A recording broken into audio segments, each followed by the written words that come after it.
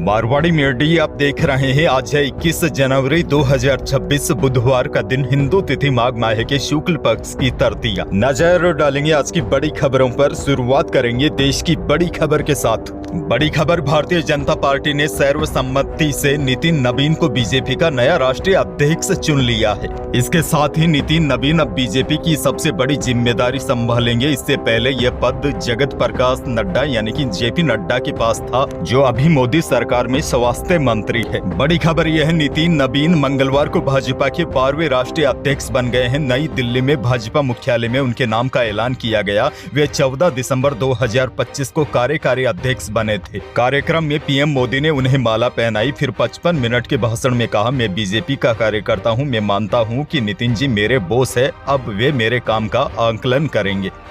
आगे बढ़ेंगे। देश की एक और बड़ी खबर, कांग्रेस नेता राहुल गांधी अपने रायबरेली दौरे पर हैं। उन्होंने कहा, नरेंद्र मोदी सारा पावर अपने हाथों में लेकर गरीबों को भूखा मारना चाहते हैं। मनरेगा से गांधी जी का नाम हटाकर उनका अपमान किया गया, मगर मुख्य बात नाम बदलने की नहीं, हमारी गरीब जनता को जो सुरक्षा दी गई थी उसे मोदी सरकार ने खत्म कर दिया है। राहुल गांधी ने कहा, एक तरफ हम जनता की रक्षा कर रहे हैं, दूसरी तरफ नरेंद्र मोदी देश का पूरा धन खींचकर अंबानी और अडानी के हाथों में दे रहे हैं। बहरहाल आगे बढ़ जाते हैं। राजस्थान से बहुत बड़ी खबर, राजस्थान की भजनलाल सरकार अपने कार्यकाल का एक और अहम बजट पेश करने जा रही है। संसदीय कार्य मंत्री जोगाराम पटेल ने मंगलवार दोपहर आधिकारिक घोषणा करते हुए बताया कि 11 फरवरी 2026 को राज्य का बजट विधानसभा के पटल पर रखा जाएगा। उन्होंने कहा कि यह बजट केवल आय व्यय का दस्तावेज नहीं होगा, बल्कि विकसित राजस्थान के निर्माण का एक और सशक्त विजन डॉक्यूमेंट साबित होगा। बड़ी जानकारी यह आधिकारिक घोषणा हो गई है। 11 फरवरी 2026 को राज्य का बजट विधानसभा में पेश होगा। अब देखने वाली बात यह रहेगी, आम लोगों के लिए यह बजट क्या बड़ी सौगातें लेकर आता है। अच्छा, बड़ी खबर आपको यह भी दे दूं, आज बुधवार को भजनलाल कैबिनेट और मंत्रिमंडल की अहम और बड़ी बैठक होगी। इसमें आगामी बजट समेत कई प्रस्तावों के बिल पास होने की संभावना है। आगे बढ़ेंगे। एक और बहुत बड़ी खबर, राजस्थान हाईकोर्ट ने पारिवारिक पेंशन से जुड़े एक मामले में अहम आदेश देते हुए कहा कि प्रदेश के कुछ ग्रामीण इलाकों में नाता प्रथा का प्रचलन है। यहाँ नाता प्रथा में हुए विवाह को मान्यता दी गई है। वहीं हिंदू विवाह अधिनियम 1955 की धारा 7 भी नाता विवाह को मान्यता देती है। कोर्ट ने कहा, अगर वह विवाह दोनों समुदायों की प्रथाओं से संपन्न हुआ है, इसीलिए इसे स्वीकारोक्ति को ध्यान में रखते हुए हम यह निष्कर्ष निकाल सकते हैं कि इस मामले में याचिकाकर्ता मृतक सरकारी कर्मचारी की पत्नी है, वह पारिवारिक पेंशन पाने की हकदार है। दरअसल नाता प्रथा विवाह होने की वजह से सरकार ने पेंशन देने से इनकार कर दिया था। अब कोर्ट ने यहां नाता प्रथा से हुए विवाह को मान्यता दी है और पेंशन शुरू करने के आदेश दिए हैं। आगे बढ़ेंगे। एक और बड़ी और काम की खबर, राजस्थान पुलिस अब अपनी कार्य प्रणाली को पूरी तरह पेपरलेस और पारदर्शी बनाने की दिशा में बड़ा कदम उठाने जा रही है। राजस्थान हाईकोर्ट जोधपुर के आदेश के बाद अब प्रदेश में मेडिकल लीगल केस और पोस्टमार्टम रिपोर्ट तैयार करने की प्रक्रिया पूरी तरह ऑनलाइन होने जा रही है। 1 फरवरी 2026 से राज्य के सभी पुलिस स्टेशनों और हॉस्पिटलों में हाथों से लिखी रिपोर्ट पर पूरी तरह प्रतिबंध लगा दिया जाएगा। राजस्थान हाईकोर्ट ने 17 नवंबर 2025 को दिए अपने एक महत्वपूर्ण आदेश में स्पष्ट किया है कि भविष्य में सभी प्रकार की एमएलएसी और पीएमआर प्रक्रिया केवल कच्चे कागज पर नहीं बल्कि ऑनलाइन की जाए।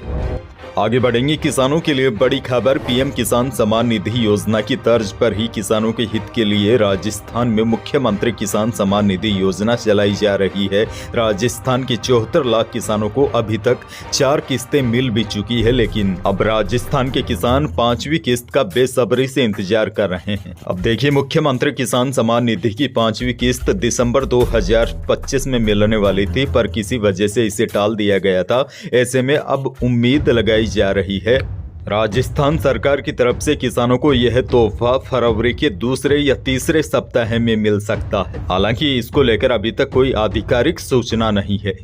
जोधपुर से बहुत बड़ी खबर, जोधपुर में बस और ट्रेलर की आमने सामने से भीषण भिड़ंत हो गई। इसमें 4 लोगों की मौत हो गई, 17 घायल बताए जा रहे हैं। Accident Jodhpur Jaisalmer national highway 125 पर केरू गांव के पास हुआ। दुर्घटना मूला नाडा रॉयल्टी नाके के पास मंगलवार शाम करीब 4:30 बजे हुई। पुलिस ने ग्रामीणों की मदद से घायलों को बस से बाहर निकाला। घायलों को एम्बुलेंस से जोधपुर के मथुरा दास माथुर अस्पताल पहुंचाया गया। बस में सवार सभी लोग गुजरात के अरावली जिले के रमना रूपण गांव के रहने वाले थे। वे रामदेवरा में बाबा रामदेव के दर्शन कर गुजरात लौट रहे थे।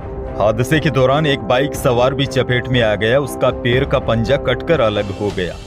सिक्कर से बड़ी खबर। SC/ST कोर्ट ने पूर्व सरपंच की हत्या के मामले में 9 साल बाद गैंगस्टर लॉरेंस समेत 11 लोगों को दोषी माना है। दोषियों को 21 जनवरी को सजा सुनाई जाएगी। दरअसल गैंग के संपत नेहरा और अन्य बदमाशों ने दिन दहाड़े पूर्व सरपंच को गोलियों से भून डाला था। मामले में लॉरेंस बिश्नोई, संपत नेहरा, सुभाष बराल समेत 14 बदमाशों को गिरफ्तार किया गया था। कोर्ट ने मंगलवार को 11 को दोषी करार दिया है। बाड़मेर से बड़ी खबर। बालोतरा में इंश्योरेंस क्लेम अनुदान समेत कई मांगों को लेकर ट्रैक्टरों से SDM ऑफिस जा रहे किसानों को पुलिस ने बैरिकेड्स लगाकर रोकना चाहा। इससे गुस्साए किसानों ने पुलिस के बैरिकेड्स उठाकर फेंक दिए। किसानों ने बाड़मेर से बीकानेर जाने वाला मेगा हाईवे जाम कर दिया, नारेबाजी करने लगे और भजन गाने शुरू कर दिए। इसके बाद किसान ट्रैक्टर छोड़ पैदल ही SDM ऑफिस पहुंचे। किसान SDM ऑफिस के बाहर धरने पर बैठे हैं। रात होने पर किसानों ने धरना स्थल पर मोबाइल टॉर्च जलाकर एकजुटता दिखाई। आपको बता दें, बालोतरा के किसान इंश्योरेंस क्लेम अनुदान समेत कई मांगों को लेकर प्रदर्शन कर रहे हैं।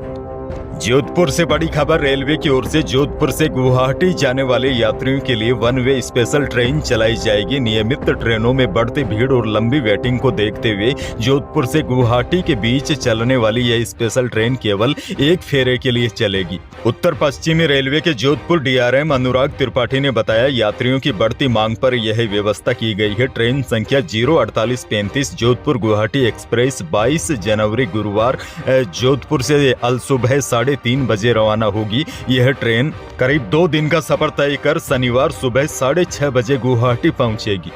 सिक्कर से बड़ी खबर। सिक्कर के खाटू श्याम जी मंदिर में इस बार फाल्गुन मेला 8 दिन भरेगा। फरवरी में होने वाले इस मेले के दिनों की संख्या को घटाया गया है। इससे पहले तक 12 दिन यह मेला भरता था। मेला कमेटी और जिला प्रशासन की बैठक में मंगलवार को यह फैसला लिया गया। दरअसल पिछले कई सालों से मेले की शुरुआत के 4 दिन में भक्तों की संख्या 80,000 से 1.5 लाख तक प्रतिदिन रहती है, जबकि आखिरी 8 दिनों में करीब 20 लाख भक्त दर्शन करते हैं। ऐसे में मेला केवल 8 दिन भरने का निर्णय लिया गया है। आगे बढ़ेंगे। एक और बड़ी खबर देखिए। सोने और चांदी के भाव रुकने का नाम नहीं ले रहे हैं। वायदा बाजार की तेजी के असर से दोनों कीमती धातुओं में रिकॉर्ड तेजी देखी गई। मंगलवार को चांदी 12,000 रुपए की छलांग लगाकर 3,12,000 रुपए प्रति किलो पहुंच गई। शुद्ध सोना भी 2,250 रुपए बढ़कर 1,50,250 रुपए प्रति 10 ग्राम पर पहुंच गया और जेवराती सोना भी 2,100 रुपए तेज होकर 1,40,500 रुपए प्रति 10 ग्राम पर पहुंच गया। अच्छा देखिए, भले ही सोने और चांदी के भाव में तेजी है, लेकिन अनाज मंडियों के भाव में मंगलवार को भी कोई विशेष उतार चढ़ाव नहीं देखा गया। बीकानेर के अनाज मंडी में मंगलवार को मूंग का भाव अधिकतम रहा 7650 रुपए, मोट बिका अधिकतम 4900 रुपए, गवार का भाव रहा अधिकतम 5500 रुपए और मूंगफली का भाव बीकानेर की मंडी में न्यूनतम 6200 और अधिकतम 6600 रुपए बिकी। मौसम को लेकर भी बड़ी खबर आपको दे दूं। राजस्थान में लगातार एक के बाद एक पश्चिमी विक्षोभ का असर रहेगा। इसके असर से प्रदेश में इसी सप्ताह मावठ का दौर शुरू होगा। पश्चिमी विक्षोभ के प्रभाव से प्रदेश में दिन और रात के तापमान में गिरावट होगी। मौसम केंद्र जयपुर के ताजा अपडेट के अनुसार 22 से 24 जनवरी के दौरान एक नया मजबूत पश्चिमी विक्षोभ सक्रिय होने से मावठ होने की संभावना है। और इससे भी बड़ी जानकारी यह है, एक और पश्चिमी विक्षोभ 26 से 28 जनवरी के दौरान प्रभावी होने की संभावना है। लेकिन उससे पहले 22 जनवरी को जोधपुर, बीकानेर संभाग व शेखावाटी क्षेत्र के कुछ भागों में मेघ गर्जन, आकाशीय बिजली के साथ हल्की से मध्यम बारिश होने की मौसम विभाग ने संभावना जताई है। उसके बाद 23 जनवरी को बारिश की गतिविधियों में और अधिक बढ़ोतरी होने की संभावना है। अंत में एक और बड़ी और काम की जानकारी। सरकार ने मंगलवार को नेशनल हाईवेज पर टोल नियम और सख्त कर दिए हैं। अब टोल न चुकाने वाले वाहनों को NOC, फिटनेस सर्टिफिकेट और नेशनल परमिट जैसी सेवाएं नहीं मिलेगी। यह बदलाव सेंट्रल मोटर व्हीकल्स रूल्स 2026 के तहत किए गए हैं और बड़ी बात यह भी है, टोल बकायेदार अपनी गाड़ी भी नहीं बेच पाएंगे। सरकार का मकसद इलेक्ट्रिक टोल कनेक्शन मजबूत करना और टोल चोरी को रोकना है। तो यही थी प्रदेश और देश की आज की बड़ी और महत्वपूर्ण खबरें। वीडियो को लाइक करना बिल्कुल न भूलिए और चैनल पर नए हैं तो सब्सक्राइब जरूर कीजिए ताकि आप अपडेट रहे बड़ी और काम की खबरों से। धन्यवाद।